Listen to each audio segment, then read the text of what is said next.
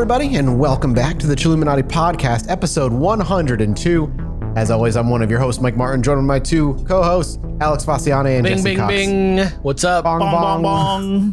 Bang, bang, bang. That's my shit. Clang, clang with the trolley. Right? Yeah. That's our new intro, man. No more need for our theme song. We're just that. From now on, the remix. podcast doesn't go out on the internet. It's just a vaudeville act that's traveling from theater to local theater. I'd be into it, at least for a little while. I'd probably want to go home at some point, but for a good couple weeks. Tired. Do you ever think about the fact that you've got Dean and you've got Deanna? Never once, but now that's weird. That's really weird. And wow, I never thought of that. That's bizarre. And you know what I always think about? Patreon.com/ChilluminatiPod, a great website that you can go to support this show, the three wonderful men who host it, and also Dean Mathis. and Dean. Hey, well, wait. Is that it? I mean, what else? Everybody knows the You drill. know what? I just want to make sure. You get your extra 15 minutes of episode at least every week. Yeah. You I get got something cool to talk about today, by the way. Yeah, I got some fun I'm stuff. excited. And, also there's art, there's pre-sale, there's a Discord, and it all works. It's all real cool stuff. All does. All the people there are great. And it all works. It's not a bunch of BS that like people crap out at the last minute. Everything happens. It looks great. It's beautiful. True. And what else? I'm going to tease this lightly because it's very lightly teasable. That whatever new projects we're doing, whatever new show elements we bring into the system, it's all going to be through Patreon. So the sooner you become a part of that world, the more inner circle you become in the real Chilluminati. Become a true Chilluminati. The secret society that makes sure everybody is relaxed. Oh, yeah, I love it. Before we get going, actually, speaking of the community as a whole, I like to visit the subreddit every so often. And somebody posted something today. It reminded me of the whole Tombgist saga that happened on a different series that you guys do. Yes. But they said they found you in an old Power Rangers movie that they used to watch as a kid. I bet you this is not going to hurt my feelings. Oh, no.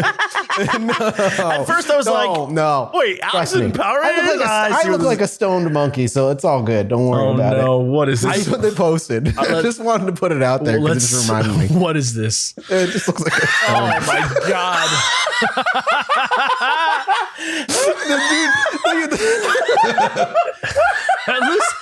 At least I got super tight with the two hottest Rangers. You did, dude. And if I'm being real, the clothes look comfy. They really do, though. I was gonna say that. Yeah. Like, you look so comfy. Those clothes are so comfy. What's the deal with this dude? What happened to him? His name's Laragot. I don't know what happened to him. Laragot. This is from the Turbo, a Power Rangers movie. So past my time. Laragot. He's a Leo. He looks exactly like Alex. No, he doesn't. He looks like a figurine that you would have on like your scary grandma's house on the counter. Yes, I'm with Alex on this. He's a wizard. He's a wise Lierian wizard from Lieria. He's friends with Zordon Alpha 5. They all got rescued by the Turbo Rangers. He has the power to heal. Wow. He learned how to speak English, but he doesn't speak it fluently. I got to hear that sometime. God, he looooks terrible. He's a wild looking dude. He could not come from like this decade. Like he's from the 70s. Well, look somehow. how young freaking Tommy is in that photo. Like he's got his long, luscious hair still. I was like long he's in his gone 20s. before. I was long gone before Turbo. I don't know when Yeah, Turbo me too. I was. have no idea, but I just want to, it gave me a giggle. It's fine. Larry guy, go find him on Chilluminati Pod. subreddit. Yeah. All right, so boys, here's my tease for the future. We're currently in the midst of starting our next big deep dive, and after 100 episodes, I thought it'd finally be time to tackle a cult. So, a cult is coming to a coverage is coming to the show in the near future. But in the meanwhile, I was about to protest and say that the Raelians were a cult, but then I remembered that they're a religion. They're still a religion. I mean, a violent cult, a really violent cult, true crimey kind of cult is what I'm going for. But until then, I wanted to celebrate my big move across the country. And so, in honor of my new home state of Texas, we're going to go and dive into some of Texas's local cryptids, everybody. We're going to do a Texas specific cryptid deep dive. Jesse's Now, already texted the group chat with Laragot. It's already popping up in my text feed. Let everyone know. Holy crap, is that funny? That is it's like, it doesn't look anything like Alex, yet at the same time, he's entirely Alex. No, I don't like that he looks like he's like too vaped out in the pic too. He looks like he just like hit the dab too hard. I've never seen anything like it. It like doesn't at all look like you, yet is entirely 100% looks like you. It's crazy. Exactly. It doesn't look like Alex, but it has Alex's vibe. He has 5 times the size of my fingers, 3 times as small teeth. He looks like he just took the biggest fucking Oh my hit. God. Dude, what the fuck is this guy, dude? He has like a slight underbite. You know, the puppetry of that face would be creepy and unnatural. Oh, God. Okay. So in honor of moving to Texas, we're doing Texas cryptids today. And so we need to come up with a Texas rating system because we're going to do about 2 or 3 of them, depending on how much time we have. But just like the last time we did some, we need a rating system, boys, that you're going to be rating these cryptids on a certain scale. So what kind of rating system should we go that would be valuable to the listeners? My scale is going to be equal to, greater than, or less than Laragot. Measuring against I guess they'd have to go to the subreddit to see this creature so they could understand. Yeah. It's true. I'm gonna, you know what? Well, it'll be clear. It'll be clear how I feel. It's a 3-point system. I'm basing mine off of our previous ones. Same rating system. Is it an influential to society kind of thing? Is it cool? Okay. And what does it look like? All right.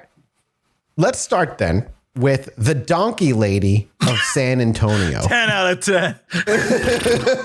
This is either going to be like a hilarious story or like an extremely sad story. The donkey lady of San Antonio has a familiar story for most cryptids. A grotesque half donkey, half woman monster haunts a bridge. If you drive out there at night and loudly call for her, she just might appear and make you regret ever being curious. Whoa. Any bridge? It's a specific bridge in San Antonio. I'm going to give you the exact. Are you telling location. me all the times I've been to PAX South? I could have gone out to a bridge and been like, donkey lady, show yourself. Yes. You could have been making out with the donkey lady at that scary bar up the street from the convention center. Look, there are some times where I would have been like, all right, let's do this. One time we were in San Antonio and a man who was our waiter who had like 4 teeth came up to us and told us to steer clear of a specific bar because he goes there all the time and it's too crazy for us. Too crazy for you? It was like, was you afraid that you might get shanked or something? Dude, I don't know, but he was like, stay out of there. There's a lot of drug dealers in there. I go in there all the time. It's nuts. All right. Thank you for the advice. We just wanted tacos, but like whatever. All right.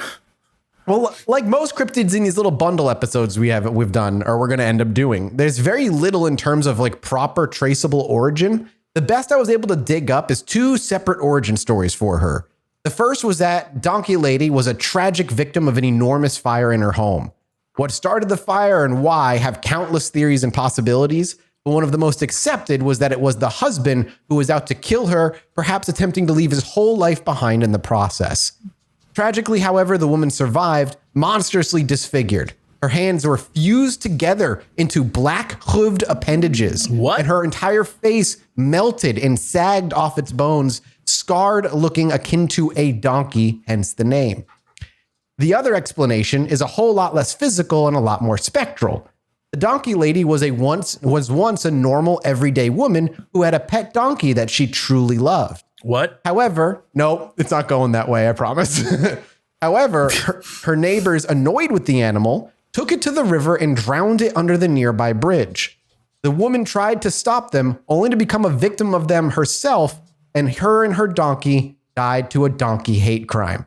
What? From then on, her ghost haunted the bridge as a half-woman, half-donkey monstrosity, terrorizing all who bother her. Donkey so let me hate crime? Let me that's my interpretation of it. They were so annoyed with the donkey, they drowned it in the nearby river. What kind of existential justice is it for the victims of this crime, a donkey and a woman, to be merged into one body in the afterlife? Like, it's very Greco-Roman. Like, it's like an ancient Greek story of like, your punishment for being sexually assaulted, you become a deer. Like, what? What? Listen, why? I don't know either, man. I don't know. I don't get it. I don't think it's fair to her. Maybe it's just that's what she wanted. Maybe that's what she was wanting. Maybe her and her donkey were best friends in life, and she could get closer to them in death, and so they merged. What? This doesn't feel like both of those suck. Like both. Here's the thing: of all the cryptids we've talked about, I understand why she'd be killing. I get why she's out there like, F it. This is some bullshit. Furious. Yeah, I would murder too. Why couldn't I just come back as my fucking self? Why does this fucking donkey who got murdered next to me part of my body now? Stuck to the bridge that you were killed at. Why do I want all these oats? Depending on what you believe, either ghost oats. Depending on what you believe, either ghost or monster. This creature is believed to inhabit the Donkey Lady Bridge, which is the bridge that crosses Elm Creek via Applewhite Road, approximately 4 miles north of Loop 1604 on the south side of San Antonio. Now, encounters of this thing are super rare online, beyond a couple like quick paragraphs of like what people think they might have saw in the woods, aka they saw a deer and they got scared. But I was able to dig up one story on this old website that comes from 1966 that I'm going to read for you about this encounter. I started elementary school in 1966 at Westwood Terrace in San Antonio, Texas. While I was there, I heard many local legends. Later, I found that anyone who had gone to school in San Antonio had heard of the Donkey Lady. Now, the way I heard it, back in the 50s, a young woman had been in a fire. My wife says she heard the Donkey Lady had lost 2 children in that fire and that her husband had started it. She was left horribly disfigured. It was said that her face healed, all the skin had something of dropped and a baggy appearance, her fingers all fused together, leaving dark stumps, hooves, disfigured, totally insane. You know, the thing that I kind of described earlier. Most of the Donkey Lady stories have faded into memory, but one was a little harder to shake. One of my best friends told of a cousin who was with his father and brother on a weekend outing. They were going to a camp and do a little fishing in an unofficial county park. The group pulled up to a weed-infested area off our dirt road and began to make camp. The 2 boys had the task of unloading the pickup truck while the father found a suitable spot for the tent. While unloading the truck, one of the boys heard a rustling in the weeds just ahead of the truck. He told his brother, who in turn called out to their father to come to the truck. The 3 of them watched the tall weeds beneath the oaks away from the road bend under the weight of what was apparently a large animal. Then they heard an odd snorting sound and a high-pitched snarl. The father, not recognizing the sounds coming from an animal, decided they probably ought to find another spot to set up camp. The 3 of them quickly threw the tent, sleeping bags, and gear into the back of their truck. While packing up, the father watched out of the corner of his eye as the weeds shook nearby. The prowler moved away from the trees and began heading for the general area of the road. The father urgently whispered for the boys to get in the truck and fast. All 3 of them were in the truck in a flash, and the father started it up. He put the truck in gear and was just pulling in the road when something fast and large burst out of the weeds and ran in front of the truck. Seconds later, a horrible apparition bounded up onto their hood and began shrieking at them through the glass. It was the ugliest thing any of them ever saw. They swore it looked like a donkey, but it was mostly human. It screamed at them more as the truck continued to move away from the weeds. Screamed at them? Yeah, just like jumped onto the car and screamed at them through the window. Like into the road. Or like a like what was the noise? Like, what was the noise? It just, yeah, I don't know. They don't describe it. Scream so I don't is know like, I imagine something horrible. Scream like a donkey's like, what is that noise? A human woman scream merged with a donkey Eeyore. Good I don't know, man. Lord. That'd be horrifying. They swore it looked like a donkey, but it was mostly human. It screamed at them more as the truck continued to move away from the weeds and into the road. It used its deformed hands to punch at the windshield and broke it in many places. The father hit the brakes. The thing slid off the hood and onto the dirt road. Throwing the truck into reverse, the father floored the gas pedal and put some distance between them and the thing backing into the weeds off the road. He then put the truck in first and stepped on it again. That thing was coming up on them fast. They said it almost looked like a wild animal with an incredible look of rage and hatred in its eyes. Dirt sprayed up from the road at the beast as they pulled out, slowing it down just enough for them to get away. The donkey lady supposedly had finally dropped back and headed into the weeds. After the story was told and my friend let it be known that he thought it was a nice story, but, well, it was just a story. Then he was taken outside and shown the truck. The windshield was almost knocked out, the hood was dented, and its paint was scuffed and scraped.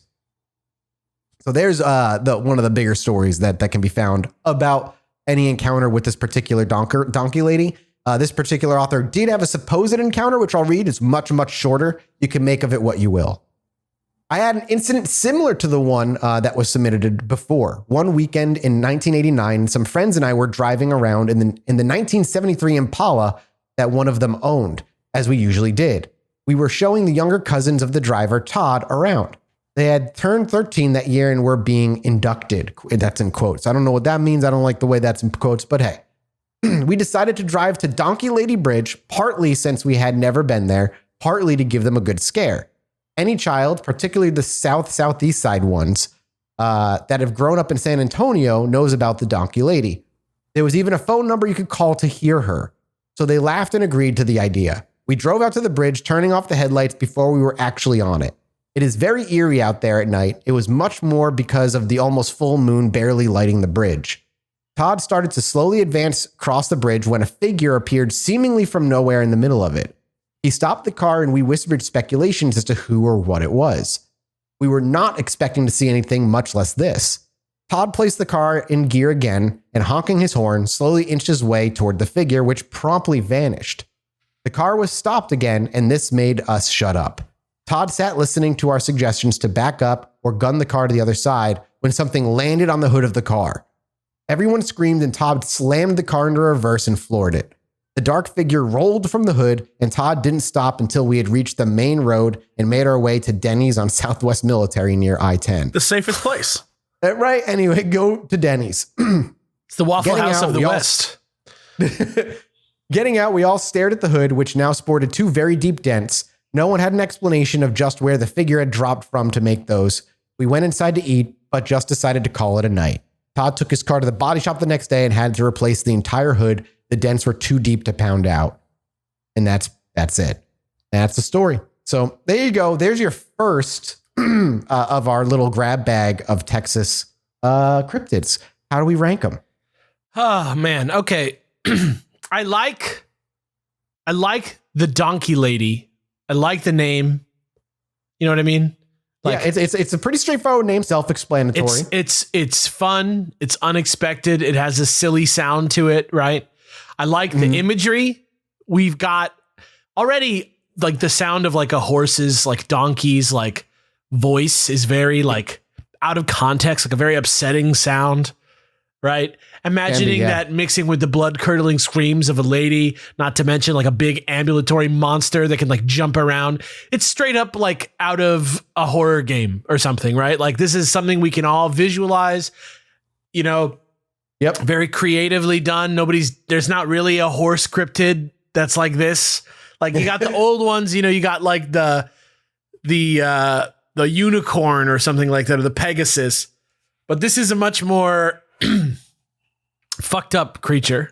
However, unavoidably, it sounds like at the center of whatever the truth is behind this story is just some lady who got extremely fucked up or treated very badly or went through hell in some way. And so for that, I have to say that it's less than Lurigot. Less than the it was named Larigot? Lurigot, yeah. Larigot. Okay. Less than Larigot. Okay. I mean, here's the thing. I think Alex hit the nail on the head when it comes to like the look and the like noise that it makes. It definitely has that sort of Tales from the Crypt monster vibe, right? Like you can, I can picture it. Yeah. And you can kind of imagine what it sounds like. I think that's very, very neat. But I think, you know, what it does is nothing. It just like screams at you. And it's threat levels are low. Yeah, and it's not very I don't know, it's not like, I don't want to say marketable, but it's not like a monster that people know of or understand even. And so, I don't know. This is maybe 4 out of 10. A big thank you to today's sponsor, Canva. I've been doing content creation now for over 10 years, and without a doubt, one of the slowest, time-consuming pieces of any project at this point is the graphic design part. Whether it be for your thumbnail, social media, or something else entirely, it always devours hours of my life. However, now that I have Canva Pro, not only can I get great-looking designs that look as professional as the ones that I was making before, but I can get it done in a fraction of the time. Canva Pro is the easy-to-use design platform that has everything you need to start designing like a pro. Whether you're a professional and been doing it a long time like myself and the boys, or you're just getting started, Canva Pro can help you boost you and whoever else you're working with creativity and, most importantly, productivity. It's quick, easy, and affordable. Honestly, one of my personal favorite features of Canva Pro is being able to make a social media post with a great looking graphic to go along with it in literal minutes, as opposed to the hours that I might spend otherwise. Everything I've wanted to do, I've been able to do with Canva Pro. And you can start to design like a pro with Canva Pro. Right now, you can get free 45-day extended trial when you use our promo code. Just go to canva.me/chill to get your free 45-day extended trial. That's canva.me/chill. Canva.me/chill. Design like a pro. All right, 4 out of 10 and less than Lurgit. That's fair. Honestly, a fair rating. So next time we find ourselves down at PAC South, are we making a visit to the bridge? Here's the thing. If that thing shows up, 10 out of 10. Absolutely. Absolutely. Yeah. Next time I'm allowed to travel this country, I will do everything that every paranormal Chilluminati fan wants us to do. I am in. I have no fear. I will put myself through the scary shit. I'm not afraid to put things in my mouth. I'm not afraid to go inside of rooms. I will do it. I just won't like it. Yeah, and hey, the next time you're allowed to travel the country, consider October in Los Angeles. Thanks. Wink. Please come here for once. Like the first or second week. Like the first or second week of October. Wink, wink, wink, wink, wink. Make a restaurant guide for you. Come. It'll be a real good time. I promise. It'll be a really fun, unique episode for that too. All right. Wink, wink, wink, wink. The next one is a bit more marketable in terms of a name. A bit generic in terms of its looks, however. This is known as the Bear King of Texas. Why is everything a monster person? Like an animal. Dude, that's the theme of Texas. Texas is like ancient Greek myth. It's like either half man, half horse, half man, half like bull. It sounds like the plot of a Coen Brothers movie. I don't even know who the Bear King is yet, but I want to know. Yeah, well, it's weird because the thing that got me onto the Texas thing is I'd heard of the Houston Man Bat, and I was like, "What is that?" Is he similar to the one from Batman? Yes, in a weird way, but no. Also, basically, it's when all you do your research. It's basically it's like a southern interpretation of a Mothman sighting. A big winged creature with glowing eyes was seen once in 1950 something in Houston, and it became this legend that never showed up again. Mothman Vacation, I get it. Right, he went out to Houston. Yeah. All right. The Bear King of Texas, in terms of his physicality, is often mistaken as like a Sasquatch or a form of ape creature. Why he's called the Bear King, we'll get into here. The story, as far as I can find, what? I would hope so. You actually can look. You can actually look at the very first drawing of him because this tale comes from 1901, and it was actually in a newspaper. That this actually arrived from. May 11th, 1901 is probably the earliest that can be found in the Washington Bee. The actual newspapers in the Library of Congress archives. You can go look it up if you want. The story first appeared in May 11th, 1901 edition of the Washington Bee, as in Washington, D.C. Maybe it was so terrifying for residents that it was kept out of local papers, since this in particular took place down in the South, down in Texas, but it was literally Washington, D.C. was that it was first heard. According to the story, Ramey Arland was a pretty girl with an acknowledged belle of Marbled Falls. It's all focused around this young girl. One evening, her mother sent the girl out to gather the family sheep, which were grazing nearby. As her mother went about her own work inside the Arland home, Ramey's scream pierced the evening air. Fearing for her daughter's life, the woman raced out the door where she heard more screams, one of which was not her daughter's, but, in quotes, the scream of a panther.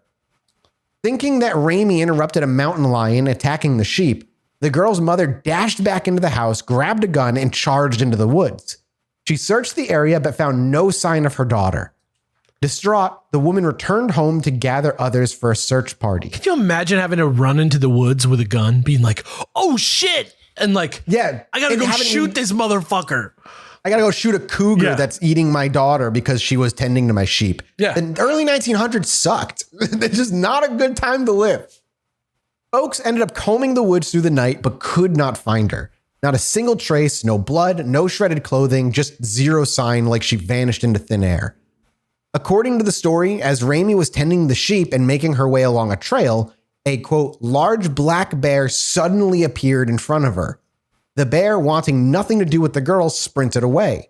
Then, quote, a curious-looking animal, running on 4 feet, sprang out of the chaparral into the trail.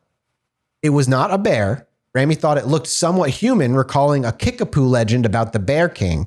He was wearing a crown. And he loved honey. And he declared himself the Bear King. The creature grabbed the girl, glared into her eyes, and let out a horrid sound, the sound the mother interpreted as the panther's scream. The Belle of Marble Falls thought surely that the creature would tear her to pieces, but instead, it tossed her over its shoulders and raced toward the nearby mountains. The creature lugged Raimi for miles until it reached its lair, a wretched-smelling cave tucked away where no human could find it. Raimi believed this was the end of her. When the Bear King tossed her to the ground and left her lying there, she saw her chance and dashed for the cave's entrance. But the creature grabbed her and hit her on the head, caveman style. Just like, bonk. What the fuck? This is like a Red Dead Redemption side quest. That's great. Hey, the girl, what are you doing here? Get out of my cave. Whack. The girl gave herself up for lost at that point. As she waited for the inevitable, Raimi noticed the Bear King getting tired. He slumped to the cave floor and fell asleep. She remained patient and waited for at least an hour, and then ended up fleeing the cave when she saw her chance. The day after her disappearance, a hunter came upon a young disheveled girl who was aimlessly walking. It was her. The hunter helped her home where her relieved mother was waiting. Within the day. Okay. The hunter helped her home where her relieved mother was waiting, and Raimi quickly recovered from her ordeal and told everyone about her encounter with the Bear King. A group of hunters headed out towards the mountains bent on killing the beast, and they supposedly found the Bear King and ended up confronting it. The creature stood up to the hunters, snapping and grinding its teeth while beating its chest. It roared at the men and let out a scream like a panther's. I'd be out of there. And that's when the men took aim, but hesitated. It looked so human. But the Bear King, full of rage, charged the men. Their gunfire rung out and brought the creature down. So was this some half-man, half-bear creature, or maybe an animal of unknown science? Some cryptozoologists speculate it could have maybe even been a Bigfoot. We'll probably never know, as there isn't anything else to go on other than Raimi's account. No photos were taken, nothing. Just the articles written in the newspaper. That newspaper ran nationally in the Washington Bee, and apparently the San Francisco Chronicle. There are some and in the San Francisco Chronicle, but there are supposedly some discrepancies in the story. But beyond that, that's all we have of that particular creature. But he's a legend known around those parts, kind of a Sasquatch style swamp man that was shot down. Definitely not a story for a young girl who ran away from home for the day and maybe got lost in the woods. It sounds like a skinwalker in every single way. Yeah, in a way, it kind of does. Like in every way, like it's similar to the story of the big giant wolves that they found, and they like shot straight through with their guns, and they weren't affected by anything, and they like T-1000 out of the bullets. Like I don't know, it has that flavor for me. Like I got to believe it's that. A Bigfoot, I feel like it's not quite the behavior of a Bigfoot. I like to believe that the Bigfoot are peaceful creatures. The Bear King seems kind of like a tyrant king. I'm not so hot on that aspect of his personality. I love his name. I am having trouble picturing anything besides a bear with a crown on for his visuals. Yes. Because that's just so much funnier than the real thing. But there is not a story of a real person's pain hidden in the middle of this somewhere. I think these stories all seem, a little bit more cliched, a little bit more like this resembles enough other stories that I'm willing to put it up to like a folktale type vibe. And for that reason, I'm saying it's equal to Laragot. Okay. All right. He's equal to him. All right. We've gone up a rank. I like it. How about for you, Jesse? Bear King. Alex has now got it in my head that the Bear King is the boss of the carnival level in an RPG. Yeah, like there's a bear that breaks out of the cage that has a crown on its head, and then when you get to the fight screen, it says Bear King. Yeah, for some reason he has a goblet in one hand and a cane in the other, but he's just a bear. It's just a bear. Just a bear. I think that this is, it's more of like a folksy tale about not letting your young girl out at night kind of vibe, right? Like about like watch your girls, Texans. I don't know. I think this is like I actually hate this more than I do the donkey face woman. Okay, I think this is a 2. I think this is a 2. Wow. I think not actual much happened in this, and besides it just being like things we've talked about before, it's not really that great. This is a 2, and that's me being nice.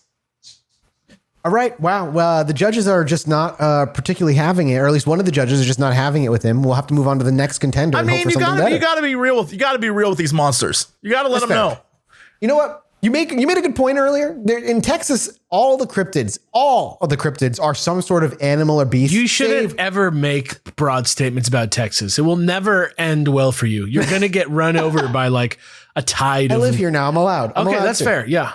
All right, you're a Texan now. There's one cryptid that is not a half beast, half human. This particular one is known as Frank Shaw's gargoyle.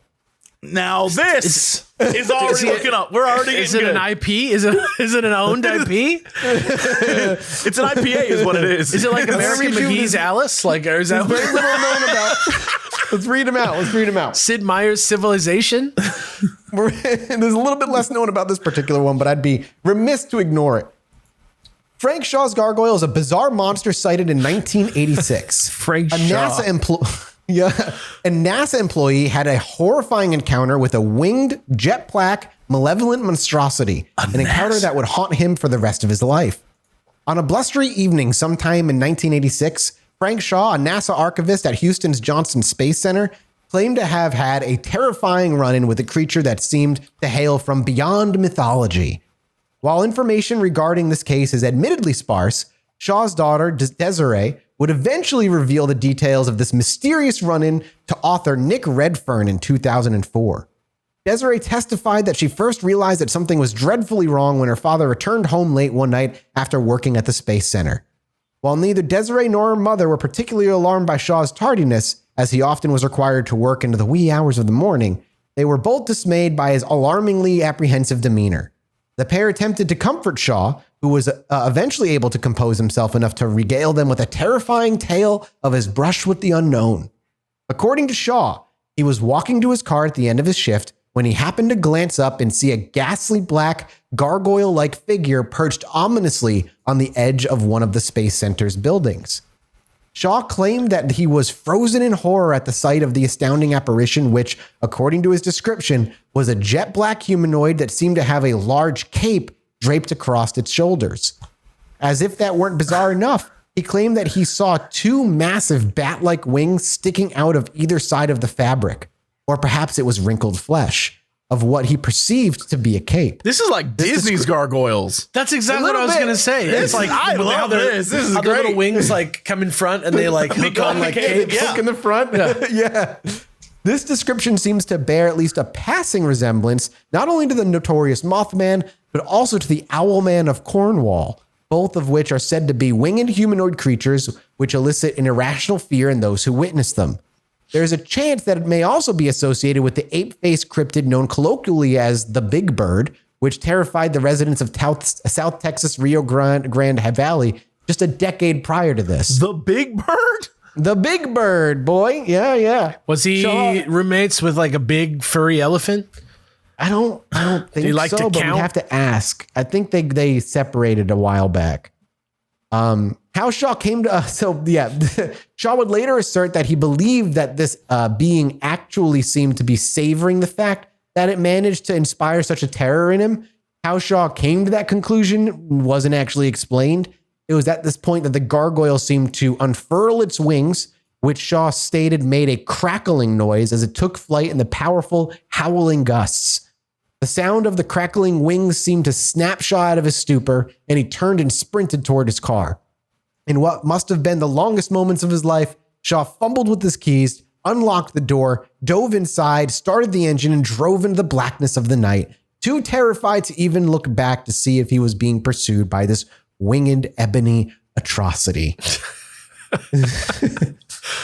Okay. After the confession of finally Shaw decided to screw up his courage and confide in his immediate supervisor. Much to Shaw's delight, he was not met with incredulity or mockery, but instead was informed that he was not the first Johnson Space Center employee to have seen this enigmatic entity skulking in the isolated areas of station.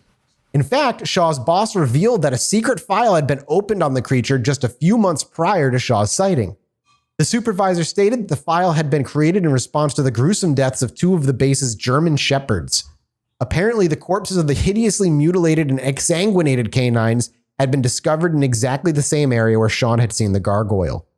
Following his unusual confession, Shaw's story made its way up the chain of command until it apparently came to the attention of some NASA officials who, in classic MIB fashion, decided to interrogate the witness. According to Desiree, her father was intensely grilled by what she referred to as NASA security people who were flown in from somewhere in Arizona. That much I know. These NASA security people made it clear to Shaw that it would be in his and his family's best interest to refrain from telling his bizarre story to anyone else. This might well explain why Desiree waited nearly 18 years to tell her father's story. While there has been no new public reports of this entity in over 2.5 decades, which may be due in no small part to NASA's policy of silence, there seems to be a fairly good chance that this bloodthirsty gargoyle may well be lurking in the shadows of the Johnson Space Center. Why? So there you go. That's your one non-animal type of cryptid in Texas. Frank Shaw's gargoyle, as it is colloquially known. I like the story because it has built-in credentials. Because Frank Shaw, what was he at NASA?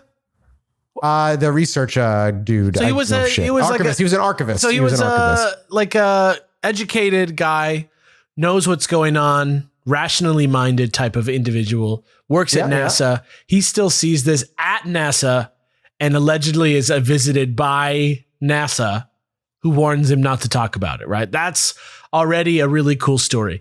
Also, I got to give it props for being Goliath from Disney's Gargoyles in my mind. That's exactly who it is. Because that is a murderous Goliath. A murderous Goliath. Yeah, I'm kind of imagining if you mixed Goliath with Chernobog, right? Sure. Yeah. That's like kind of where my head is at on this. And I like that. I like the crackling wings detail. This is an alpha cryptid. You know, this cryptid. You think he would go toe to toe with like Mothman? Yeah. I think he would. I mean, at the very least, very, very similar genus to Mothman. A little more violent than the Mothman with the murdering of the German shepherds. That's true. I mean, who knows, right? Who knows? Could just be establishing dominance, you know. But because isn't there some stuff with the Mothman where there was like dogs disappearing into the woods too? Something like that, yeah. Yeah. It's a lot of things get attributed to the Mothman, but overall, you approve. I like this. I love the name Frank Shaw's Gargoyle. I think that is it's so good. Hilarious. Yeah. I'm gonna say this one greater than Largot. Straight up. Huh. You know, I can see that. I'll agree with you on that. What about you, Jesse? All right. Straight off, immediately, name 10 out of 10. Look 10 out of 10. The story 8 out of 10. But like, its influence, it's like, you know, culturally, oh yeah, like 2 out of 10. But here's the thing: at the end of the day, this is like a 7 out of 10, easy. This is, and maybe even 8. The only reason why is because, you know, it's exactly when you say the name, you get the story you expect. Yeah. It's like one guy's unrequited gargoyle. Yeah, it's like he looked up and there was the shadow and it was like a cape and wings. I was like, the way you describe the story is like, this is awesome. Yes, 100%. It's at least getting a C if it's trying to graduate. At least a C. It's graduating no matter what. We all try to recapture our childhood in small ways as adults. Don't lie to me. Don't look at me to lie to me. I know we all do it. That's part of being an adult. One of the small ways I like to do that is with those really sugary cereals, or at least that's the way I used to do it until Magic Spoon showed up at my doorstep. It's gonna sound crazy, but this is an actual good tasting cereal that is none of the unhealthy benefits as those ones that we ate growing up. Magic Spoon has 0 grams of sugar, 13 to 14 grams of protein, and only 4 net grams of carbs in each serving. Only 140 calories a serving. It's keto-friendly, gluten-free, grain-free, soy-free, low-carb, and GMO-free. It's also been great for me too because, as everybody knows, because I don't stop talking about it, I moved recently. And with that move, I've been really trying to change my diet, change my life basically from the ground up. And that diet is part of it. So this has been a good way to try to stop eating those bad cereals that I was so fond of before. You can get some right now by going to magicspoon.com/chill to grab a variety pack and try it for yourself today. Be sure to use our promo code CHILL at checkout to save $5 off your order. And Magic Spoon is so confident in their product, it's backed with a 100% happiness guarantee. So if you don't like it for any reason, they'll refund you your money, no questions asked. Remember, get your next delicious bowl of guilt-free cereal at magicspoon.com/chill and use code CHILL to save yourself $5. Thanks for Magic Spoon for sponsoring this episode. From here on, in my opinion, the cryptids kind of go downhill even further. That was the top. That was the cream of the crop. Well, let us decide, please. Please, right, fair enough, don't influence us. The Larry scale is very discerning. You know what? You might be. You're right. You're right. Also, to kind of quell that curiosity, what the big bird cryptid is? It's your typical pterodactyl that's not extinct. Big yellow. I just believe it's a flying bird. like pterodon thing. Okay, it's just but like, what else would be with a giant pterodactyl except a woolly mammoth? Think about it. You know what? They would be friends. Point. It's like The Shining. It's like Room 237, but it's Sesame Street. Yeah. Sunny days. If you listen, one of the kids singing the Sunny Days song is actually a pterodactyl. Right. Oh my God, you've cracked it. All right. The next one here is the Lechuza. So this one is in South Texas and also is the Lechuza. Maybe I'm saying it super wrong. Is it in Spanish? But this one's, yes, okay. It goes down into Mexico. It kind of crosses borders. The Lechuza are either shape-shifting witches or spirits in Hispanic folklore. Tales of Lechuza are actually quite popular in Mexico and in Texas. They are human-sized birds with women's faces. Lechuza are women who have sold their souls to the devil in exchange for magical powers. At night, they transform into monsters with a bird's body and a woman's face, similar to depictions of harpies in Greek mythology. I was about to say. What do they call a male one? Because that's what Mathis wants to be. I just want to be a male Lechuza, I believe. El Chuzo. Lechuzo? After transformed in the night, they then fly through the night in search of prey. When a Lechuza finds their target, she'll perch in a location where she can't easily be seen, and then will make either strange whistles or the sound of an infant crying, which is just horrifying to think about, this big bird woman crying like an infant. Kind of like a La Llorona. Yes, very La Llorona. Did you guys know they made a movie about that, by the way? Dude, this movie, you gotta on see this it. podcast. Gotta see it. I know. The La Llorona movie. It's a winner. Anyone who attempts to determine where this sound is coming from is at risk of becoming Lechuza's dinner.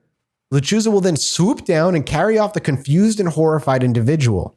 In some versions of the story, the Lechuza is the spirit of a witch who was murdered by locals.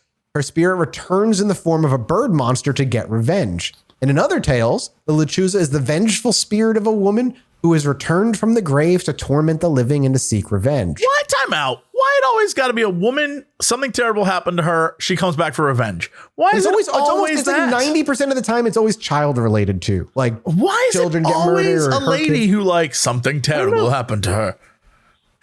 It's just the patriarchy at work in those times. I you mean, know? I guess writing songs about love. Like all scary stories are just about like a very, very brutalized woman. And honestly, it's a damsel in distress trope, right? This is just like the fucked up version of that.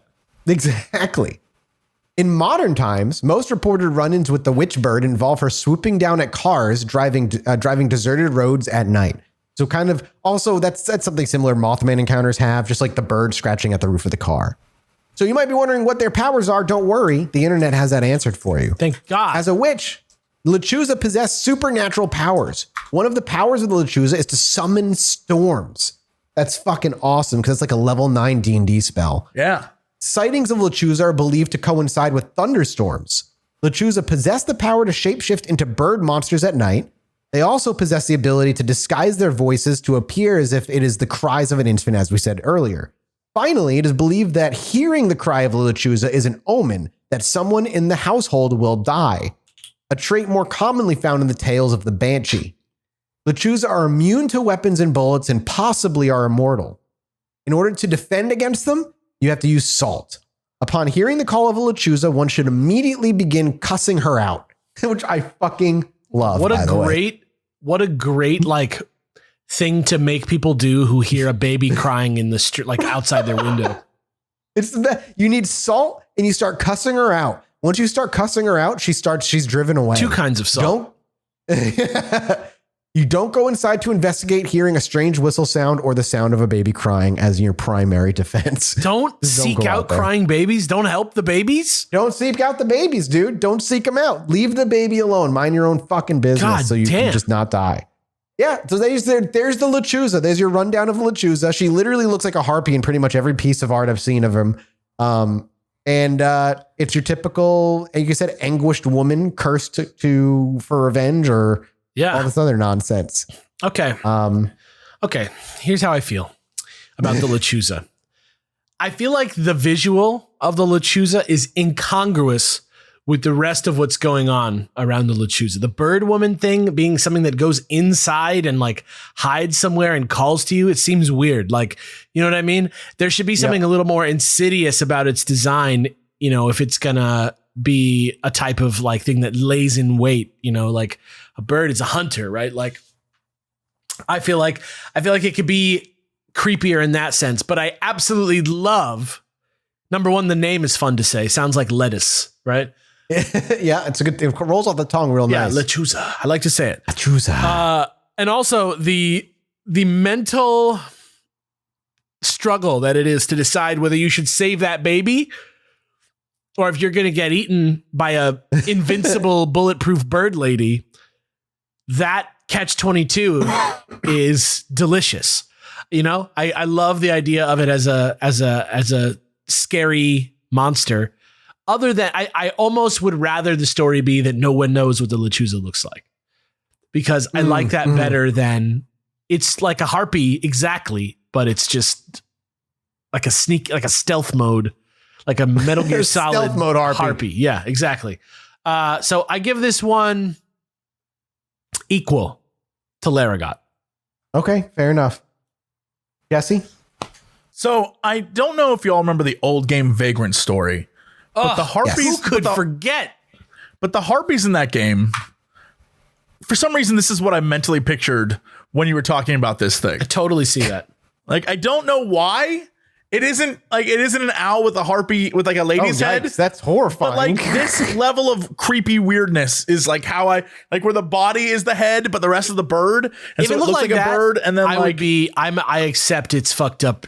Like I accept the design is sufficiently fucked up. Originally, I was going to give this like a 3 out of 10. Like I was like, all right, it's interesting. But then because I was looking up how to spell it, and I found a website that just like lists urban legends and like things about them. And one of the statistics about Lechuza is this. They say that if you whistle and you hear a whistle in return, it is coming for you. That right there, I'm like, that's plus awful. one. You get a 4. You know what? We're bumping you up. That's an awful thing to know. I love that because as a whistler, as a person who whistles when I'm like alone, if I heard a whistle back, I'd be like, oh hell no. Are you familiar with the very famous like internet scary thing about the whistling guy that follows this guy around? And there's a video. No, but I want to now. Okay. Some people out there must have already seen this. I will show you guys this during the mini-sode. I have another thing for the mini-sode, but I will find the whistler and I will show you the whistler, and you will be creeped out. So go. I'm excited. All right, I'm excited.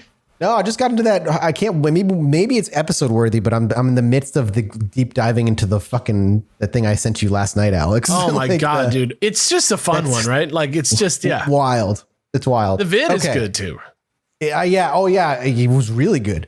Okay, last one, boys, and this is less of one and more of like a group of something. What? Texas has a goat man problem. I don't know if you knew this, like but the Diablo goat men. They look like very the guys similar you to killed thousands of. I'm not even afraid of this thing. No, well, this is where they came from. All right, there's multiple of these things all across the state. The goat man is a humanoid cryptid most commonly associated with Louisiana, Maryland, and Texas. It is described as a 7-foot tall hybrid creature, part man and part goat. Some claim it is a relative of the New Orleans evil chupacabra-like cryptid, the Grunch, which is just a mwah. I love that name. The Grunch should be the name of an old car from the 70s. Such a good name. VW Grunch. The urban legends of them often tells of it killing young couples in parked cars or scouring neighborhoods killing family pets. Sorry, I had like a hiccup that turned into a burp for a weird reason. Anyway, there are also tales of... Yeah, I know, it happens. There are also tales of them breaking into people's houses and raping their victims. Jesus. In many attests from the areas that it haunts, it does not matter if you're a man or woman, he will overtake you and rape you nonetheless. God. When scared teenagers whisper about Goat Man, not all agree on the form he takes. Some say he was a man who kept goats and went mad after teenagers killed his flock, driven to seek revenge against any youngster. But perhaps the most titillating version traces the origin of the Goat Man to the Beltsville Agricultural Research Center, a sprawling USDA facility anchored by a big brick building appointed with white columns. In this version, a mad scientist is conducting experiments on a goat when something goes horribly wrong, turning him into a half-man, half-goat beast that is, naturally, hungry for blood. That's Goat Man, the fucking musical right there. That's like, that's crazy. It's like a cautionary tale for the like dairy industry or something.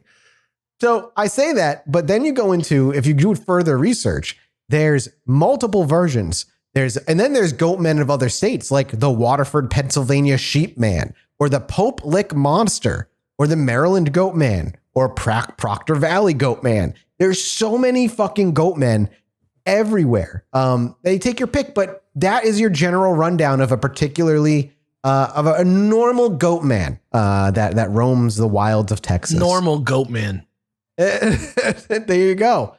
How do you rate the goat man of Texas? They get more. Listen, man, the cryptids get more generic the further down I really liked the mad scientist goat man as like a right. Like the revenge against like from the livestock, the farmers were like the revenge by the livestock, you know, a beast like a Frankenstein, but for the like goat herding industry or something, right?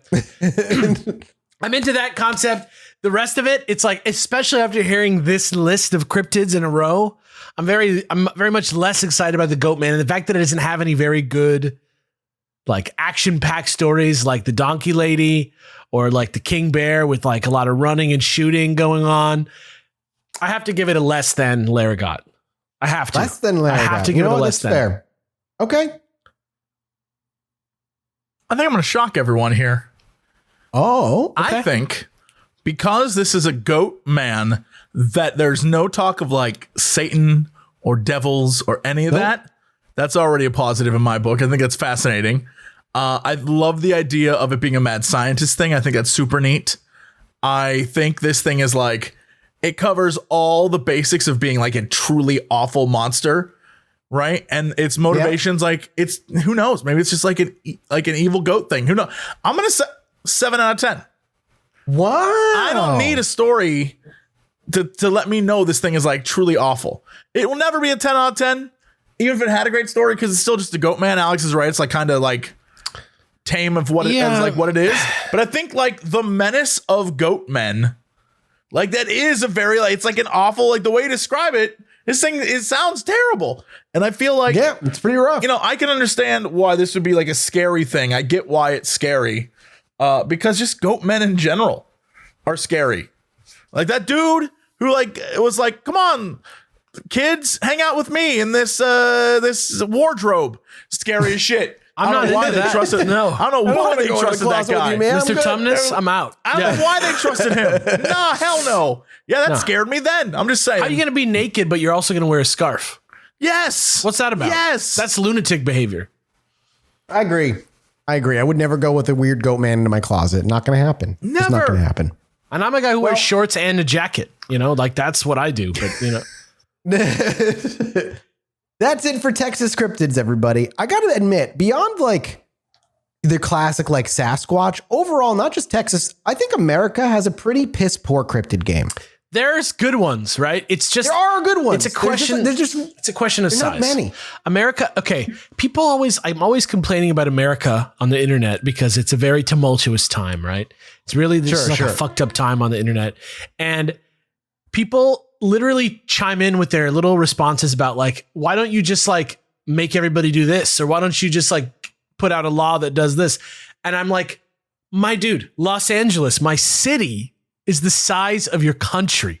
You know what I mean? Like, yeah, think about that. And then think about what that means for literally everything in the country. Everything is so big. So maybe America has the best cryptids, you know? True. Pound for pound. Like if you look at the top 5 cryptids in America, we got some of the best ones out there, right? But because there's so much America, you know, for every... So we dilute our own ranking. For every Mothman, there's a goat man. You know? Well, yeah, you know what? You make a good point. I take it back. You argued me into logic, and I appreciate Except for that. Japan. Japan wins. Japan, oh yeah, those are some. They got some spooky stuff over there. They got some real spooky stuff. They just got some spooky minds over there in general. That's true. There's like a level of fuck uppedness with their folktales that just goes beyond other ones that I've heard. Well, thank you, boys, for helping me rank these Texas cryptids. We're off to go do a mini-sode. While we're working on the cult one, you might see an Alex type flavored episode coming from me about a weird internet cult. And also from Alex. Like Alex has some weird ass shit coming down the pipes too. You have such a catalog of weird shit you want to cover. It's just wonderful. I just am really good at using my iPhone notes app. I crush it. That's all you need, man. We're going to go take care of the Chill Mini. Thank you guys so much for listening, and we will see you all next week. Peace. Bye, everybody. Anyway, me and my wife were sitting outside indulging on our porch one night, enjoying ourselves. I needed to go to the bathroom, so I stepped back inside, and after a few moments, I hear my wife go, "Holy shit, get out here." So I quickly dash back outside, and she's looking up at the sky in awe. I look up too, and there's a perfect line of dozen lights traveling across the sky.